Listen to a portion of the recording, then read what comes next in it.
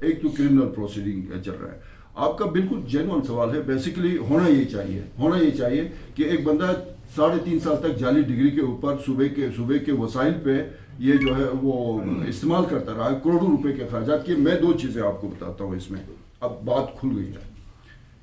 سر آپ کو پتا ہوگا کہ اس کے دور میں 3.5 سال میں بجلی کا 1 میگا واٹ کا پروجیکٹ نہیں لگا, اور اس نے 1.5 ارب روپے اس نے رینٹل جنریٹرز کے نام پہ 2022 میں صرف 4 مہینے میں 1.5 ارب روپے اس نے پیمنٹ کیے. اس کی بھی انکوائری کے لیے ابھی کام ہو رہا ہے, اور اس پہ کسی سٹیج پہ بڑی تیزی سے اس پہ کام ہو رہا ہے. نیب بھی اور اینٹی کرپشن میں بھی اس پہ جو بھی اس میں ملوث ہے, چاہے اس میں چیف منسٹر ملوث ہے سابق, یا نیچے جو پاور ڈپارٹمنٹ کا جو بھی ملوث ہے, وہ سارٹ آؤٹ ہوں گے. ایک تو یہ ہے.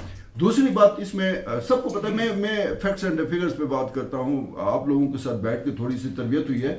استور ویلی روڈ کے اوپر جو ان کا پی ڈی سمیت بہت سارے لوگ جو ہیں وہ گرفتار ہو گئے. ان کو اینٹی کرپشن نے گرفتار کر لیا.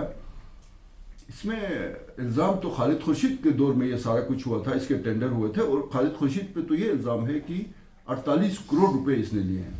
تو میرے خیال میں اگر ڈگری والا ایشو پھر میں ٹچ کروں گا یہاں پہ, کوئی غریب آدمی تو نہیں تھا نا کہ یہ چیف کورٹ کا فیصلہ 2-3 کروڑ روپے لگا کے اوپر اپلیٹ کورٹ میں سپریم کورٹ تک چلا جاتا. 48 کروڑ میں سے 8-10 کروڑ روپے لگا جاتا. فتح اللہ جو ہم جیسا عام آدمی ہے, جب اس کو جو ہے وہ نائب قرار دیا گیا, وہ اسلام آباد سے 3-4 سینئر لائرز کو لے کے آ گیا. چیف کورٹ یا الیکشن ٹریبونل کے فیصلے کو اس نے اپلیٹ کورٹ میں چیلنج کیا. فتح اللہ کر سکتا ہے تو وہ چیف منسٹر جس کے دور میں 1.5 ارب روپے رینٹل جنریٹرز کے لیے دیے جاتے ہیں, وہ حاتم ہی بنا ہوا تھا بیسیکلی. اور 48 کروڑ کی اس کے اوپر الزام ہے کرپشن کا اے وی آر کے ٹینڈرز میں, جو ثابت ہو چکا ہے نیب اور اینٹی کرپشن میں کے ذریعے ان کی گرفتاریاں ہو چکی ہیں. اس میں جن لوگوں نے ٹینڈر پروسیس کیا تھا تو وہ جا کے اپیل کورٹ میں اپیل کر سکتا تھا. سو یہ ہمارا اس میں یہ موقف. سر یہ بتائے گا کہ ایک طرف تو یہ باتیں چل رہی ہیں کہ ان ہاؤس تبدیلی آ رہی ہے, اور ایک طرف یہ بھی باتیں چل رہی ہیں کہ اپوزیشن کے کچھ ممبران حکومت میں شامل ہو رہے ہیں. ان میں کیا صداقت ہے؟ ذاکر دیکھیں, اس میں جو پارلیمانی جمہوری نظام جو بھی ہوتا ہے, اس میں ایک سلسلہ چلتا ہے اپوزیشن بینچوں سے حکومتی بینچوں میں آنا, یا حکومتی بینچوں سے اپوزیشن میں آنا, عدم اعتماد کے ذریعے تبدیلی. یہ تو ایک پروسیس ہے, یہ تو ایک لیگل آئین اور قانون کے مطابق ایک طریقہ کار ہے. ابھی اپوزیشن ماشاءاللہ مطلب سب سے تکڑے لوگ اس وقت اپوزیشن میں ماشاءاللہ وہ سارے ارسطو اور فلاسفر بیٹھے ہوئے ہیں, جاوید منوا صاحب بیٹھے ہوئے ہیں, کاظم میثم صاحب بیٹھے ہوئے ہیں, بڑا برین ہے ان کے پاس. یہ عدم اعتماد لائے ہیں اسمبلی میں. اپنی جو تعداد ہے وہ تقریباً میرے خیال میں ابھی 32 کے اوپر 16 کے قریب بنتی ہے نا. 16 بنتی تھی, 17 نہیں, وہ 33 کے اوپر 17 بنتی تھی. اب ایک جو ہے نا وہ ڈی نوٹیفائی ہوا, تو اس حساب سے تو 15-16 بندے جس دن پورے کر لیں اس دن وہ عدم اعتماد میں لے آئے. دیکھیں باقی جو اپوزیشن اور اسلامی تحریک کے ساتھ ہمارے رابطے ہیں, اور ظاہر اسلامی تحریک ایک مذہبی سیاسی جماعت ہے پاکستان میں. ان کا ایک اچھا خاصا بہت پرانی ایک اسلامی تحریک پاکستان کی اچھی خاصی ان کی ایک وہاں پہ ووٹ بینک بھی ہے, اور وہاں پہ ان کی نمائندگی بھی ہے. اور گلگت بلتستان میں خاص کر 1994 میں اور پھر 1999 میں اسلامی تحریک نے زبردست طریقے سے جی بی کے الیکشنز میں پرفارم کیا تھا. 1999 میں ان کی یہاں پہ حکومت رہی ہے. ناشاد صاحب اس وقت اسلامی تحریک پاکستان یا اس وقت تحریک جعفریہ پاکستان کے ٹکٹ پہ الیکشن لڑے تھے. تو یہ رابطے چلتے رہتے ہیں. میرا خیال ہے کہ آپ کو اس حوالے سے اگلے چند دنوں میں اچھی خبریں ملیں گی. اس میں سر آئینی عبوری صوبے کے حوالے سے آپ کی حکومت نے کیا ایفرٹس کیے ابھی تک؟ سر آئینی جب ہماری حکومت آئی تھی تو اس وقت تقریباً مرکز میں کیئر ٹیکر حکومت تھی, نگراں حکومت تھی. ظاہر نگراں حکومت کا مینڈیٹ ہی نہیں ہے کہ کسی صوبے کے معاملات کو وہ چھیڑیں یا اتنے بڑے مسئلے پہ ہاتھ ڈالیں.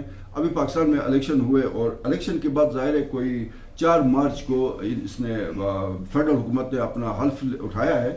تو 4 مارچ سے 4 اپریل تقریباً 1 مہینہ ہوا ہے. تو وہ جو پچھلا میں نے جس طرح ذکر کیا وہ ایک گولڈن اپرچونٹی تھی جو انہوں نے اپنے 2.5 سالہ اقتدار کو بچانے کے لیے ضائع کر دیا ہے.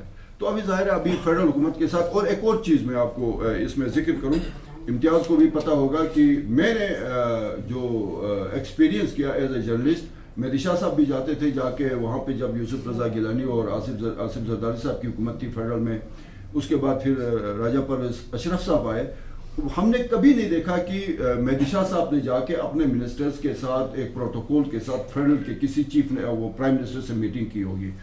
ہم پروٹوکول اس بات کو کہتے ہیں کہ جب آپ کا چیف منسٹر پرائم منسٹر سے ملاقات ایجنڈے کے تحت طے ہوتی ہے تو 2 دن پہلے ایجنڈا سیٹ ہو جاتا ہے.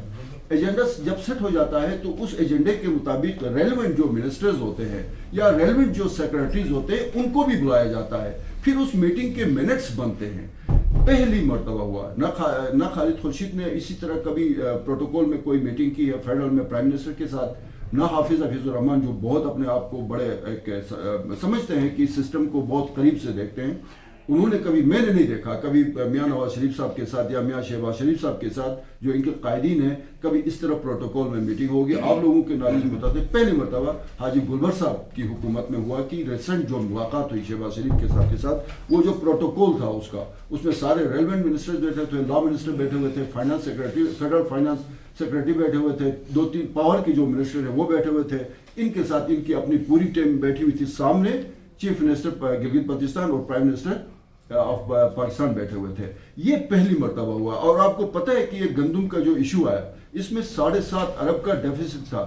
خالد خورشید صاحب کی حکومت، عمران خان صاحب بیٹھے ہوئے تھے، 1.5 ارب روپے ان کو 1.5 ارب روپے نہیں ملے. یہاں کے بجٹ سے کاٹ کے ہمارا پیٹ کاٹ کے انہوں نے گندم کی خریداری کی. یہ پہلی مرتبہ ہوا کہ حاجی گلبر صاحب کی حکومت نے وہاں پہ جا کے فیڈرل کے ساتھ مذاکرات کیے اور 7.5 ارب کا جو ڈیفیسٹ تھا وہ فیڈرل حکومت نے وہ پے کر دیا. اب جون جولائی تک گندم کا کوئی ایشو نہیں ہے. پھر دوسری بات یہ کہ جو یوکرین کی گندم کا ہم سب ڈیمانڈ کر رہے تھے، میں بھی بحیثیت جرنلسٹ یہ ڈیمانڈ کر رہا تھا کہ اس سے ہمارے علاقے میں لوگوں میں بیماریاں عام ہوتی جاتی، خاص کر سٹامک کے حوالے سے.